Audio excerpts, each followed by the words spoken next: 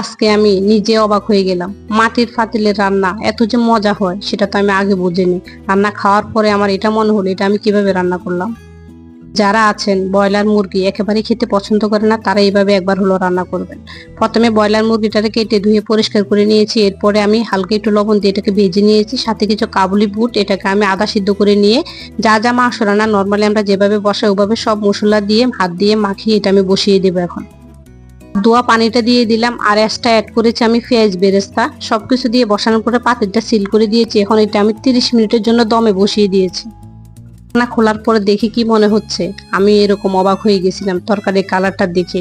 আর এটা কালারটা দেখে শুধু না, খেতেও কিন্তু এর চাইতে বেশি মজা হয়েছে। তো এখন আমি রান্নাটা কমপ্লিট হয়ে গেছে, কিছুটা ধনিয়া পাতা অ্যাড করে দিয়ে এটা নামিয়ে ফেলছি। আর আমি এটা খেয়েছি, বাসায় নান রুটি বানিয়েছিলাম ওটা দিয়ে। এমনি কিন্তু এটা ভাত, খিচুড়ি, নর্মাল রুটি, পরোটা সবকিছু দিয়ে দারুণ লাগবে।